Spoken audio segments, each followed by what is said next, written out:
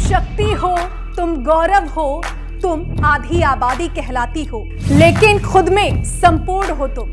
अब मेहनत का आकार हो तुम, आकार नहीं आभास हो तुम। जो दशकों तक जानी जाए वो अमिट अटल पहचान हो तुम। गुजरात से ऊपर के राज्य हैं, वो गौमूत्र स्टेट हैं, वो गोबर स्टेट हैं। हम मतलब आप देखिए, मतलब गायों के प्रति, मतलब अपनी जो गौ माता है उनके प्रति कितना जहर घुला जा रहा है। लेकिन वो एजुकेटेड हैं, साउथ के लोग एजुकेटेड हैं, लेकिन वो कभी भी ब्राजील की अर्थव्यवस्था पर एक भी बार ध्यान नहीं करते। ब्राजील सन 1935 में, ब्राजील नाम का एक देश है जो कि उत्तरी अमेरिका के दक्षिणी पट में आया है।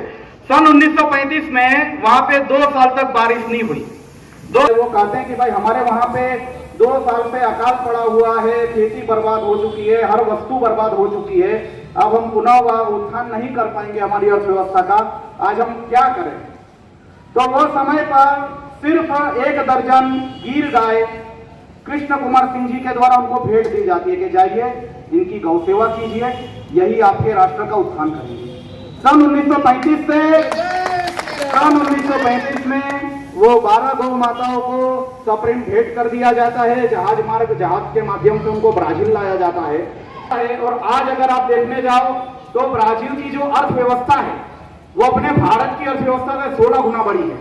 आज ब्राजील का $1 अपने भारत का 16 रुपया है, और ब्राजील की अर्थव्यवस्था में सबसे 80% यानी 80% अगर कोई हिस्सा है तो वो गौ पालन का है।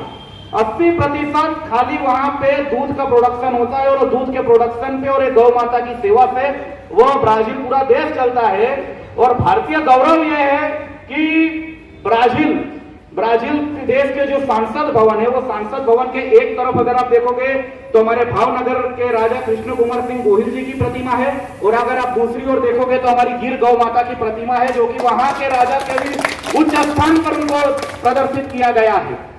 1967 से गौ हत्या पर ब्राजील में प्रतिबंध है, जबकि 1967 में जैसे सब कार्य होता है। आज अगर बीमारी जड़ बढ़ी है तो वो भी इसीलिए बढ़ी है कि आज हम लोग यूरिया उपयोग कर रहे हैं। अगर उसी के बजाय हम गोबर और गौमूत्र का कीटनाशकों की तौर पे उपयोग करें तो आज आधी से ज्यादा बीमारी और अस्पताल को ताले लग जाने हैं।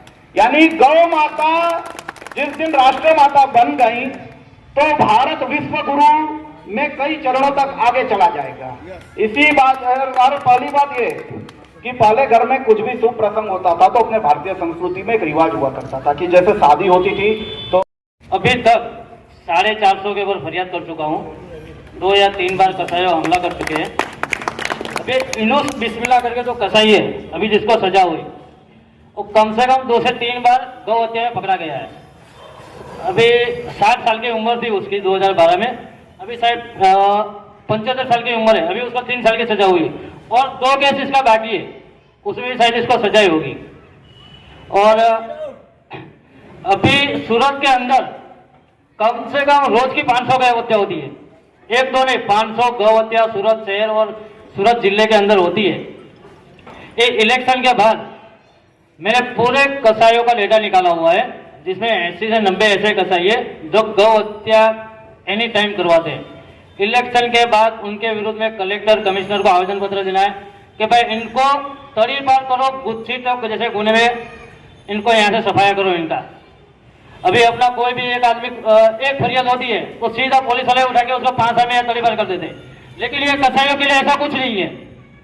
कसाई को उसका प्रशासन से भी थोड़ा ज्यादा सपोर्ट मिलता है, थोड़ा ज्यादा अपने हिंदुओं से सपोर्ट मिलता है, और एनी टाइम गौ हत्या करते रहते हैं।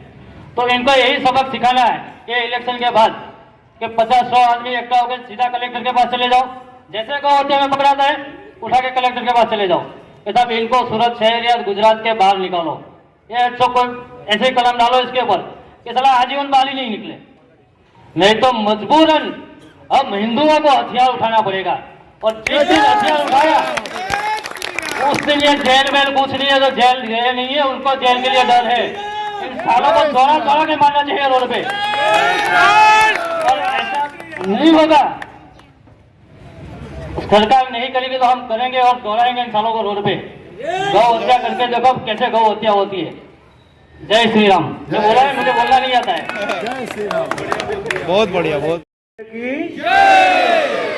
मनोजवं मारुतुल्यवेगं जितेन्द्रियं बुद्धिमतां वरिष्ठं वातात्मजं वानरुद्धं मुख्यं श्रीरामदूतं शरणं प्रपद्ये अतुलितबलधामं हेमशैलाभदेहं धनुजवन कृशानं ज्ञानिनां गुरुगण्यं सकलगुणनिधानं वानराणामधीशं रघुपतिप्रियभक्तं वातजातं नमामि। बोलो श्री रामचंद्र भगवान की जय, श्री हनुमान जी महाराज की जय, गौ माता की जय, गौ माता की जय, गौ माता की जय, भारत माता की जय, भारत माता की जय, भारत माता की जय। तो कहाँ से आई? गाय माता से आई। विप्रधेनु सुर संत हित लिंग मनुज अवतार निज इच्छा निर्मति तनो माया सिर गोपाल। जब जब हो धर्म के, रामायण के अंदर बाबा जी महाराज कहते हैं, जब जब हो धर्म के हानि बाढ़े असुर अधम अभिमानी, तब तब प्रभु धरे विविध शरीरा हरहु नाथ भरजन भववीरा।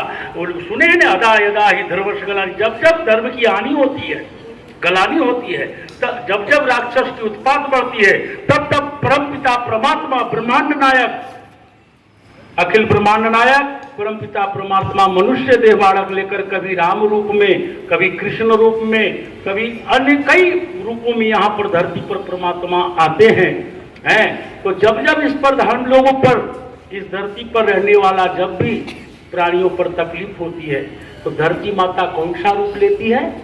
गौ माता का रूप लेती है, हमारा दुख दूर करने के लिए। और आज भी प्रत्यक्ष प्रमाण है। दुनिया में धर्म और धन तो कई प्रकार के, लेकिन सर्वप्रथम धन है गौधन। गौधन, गज धन, बाज धन और रतन धन खान। भले ही हो, लेकिन प्रथम धन क्या है? गाय। अगर छोटा बच्चा का माँ जन्म देते के साथ मर जाता है, तो डॉक्टर उसको आज की तारीख में क्या बोलता है? गाय का दूध पिलाना। काऊ का नहीं, गाय का। काऊ क्या है? वो हाइब्रिड करके बढ़ाए जर्सी उसी ये सब, वो काऊ है भाई। जीव अहिंसा परमो धर्म। जीव का मदद करना, सेवा करना ये सर्वोपरि है। लेकिन जब गौ माता की बात आती है, हमारे गुरु जी से किसी ने पूछा, बोला महाराज दूध किसकी अच्छी होती है? बोले दूध तो दूध होता है, भैंस का भी दूध अच्छा होता है। बोले नहीं महाराज, मैं भैंस के बारे में नहीं पूछ रहा हूं, मेरा तो तुम्हारा क्या बात है मन का? बोलो। बोले गाय की दूध कैसी? अरे बोले गाय का दूध नहीं, हम तो बोलचाल की भाषा में बोलना पड़ता है, बाकी गाय का दूध नहीं होता, वो तो अमृत होता है। क्या होता है? अमृत।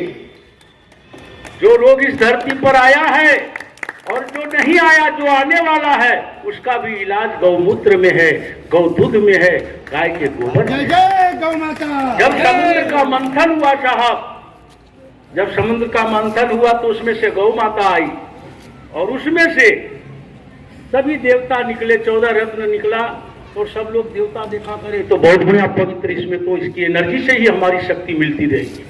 तो सभी देवता आगे 33 कोटि देवी देवता बोले मैं भी इसी में रहूंगा, मैं इसी में वास करूंगा, मैं इसी में। महादेव देवादिदेव महादेव आ गए, ब्रह्मांड नायक हैं, विष्णु भगवान आ गए, लक्ष्मी माता आ गई। तो सभी तो सारे जगह कवर हो गया, अब कोई जगह नहीं था। आखिरी में लक्ष्मी माता आई, बोले यार मेरे को रहने की जगह। तो गाय माता के शरीर में एक एक रूम में जगह कहीं नहीं। बोले अब तो गोबर है। अरे लक्ष्मी माता बोली मैं गोबर में रह लूंगा। इसलिए गाय के माता के आपको कोई भजन करने की जगह नहीं पड़े और कोई सिद्धि ना मिले तो गौ माता का सेवा करो। गाय के गोबर में महालक्ष्मी अष्टलक्ष्मी की वास होती है साहब। आप दिल से विश्वास करो तो आपको चमत्कार मिलेगा। कोई छोटा सा बच्चा, अभी आप इमरजेंसी में आप इसका प्रयोग करना। क्या अगर प्रयोग सफल ना हो तो हमें जूता से मारना। ये छोटा बच्चा अगर रोने लगे कोई गोदी में और खूब रो रहा हो, कोई इलाज नहीं हो, नजर गुजर भी लोग मानते हैं भाई, है ना। आप कुछ मत करो, गाय माता का पूंछ पकड़ के उसके माथे पर ऐसे से झाड़ दो, बोलो हे गम होता है इसका। 5 मिनट में बच्चा आपका रोना बंद कर देगा, गोदी में पड़े पड़े तुरंत। गौ माता की जय। शरीर में हड्डी में जो बुखार होती है, जो लाइलाज बुखार होती है, महीनों 6 महीना तक गोलियां खाते जाओ, बुखार पता ही नहीं, हड्डी में रहती है, हड्डी का बुखार बोलते हैं। गौ माता का सुबह सुबह थोड़ा सा चना खा लो, फुला करके पानी में भिगो के रात को ही दे दो और उसको गौ माता का गोमूत्र पिला दो सुबह सुबह। 43 दिन पिलाने के बाद फिर 43 जन्म तक उसको बुखार साहब नहीं आएगा, ये मैं लिख के दे सकता हूँ। ये है गौ माता का प्रताप। गाय माता के ऊपर तो मैं रात भर बोलूंगा तो घटेगा नहीं, लेकिन और सबको मौका भी देना है। जय गौ माता।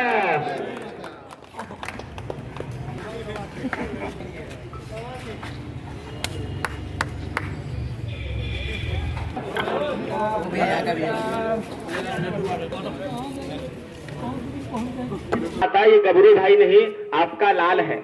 हे गौ माता ये गबरू भाई नहीं आपका लाल है, और गौ तस्करो ये तुम्हारे लिए महाकाल है। जय जय श्री राम, जय गौ माता।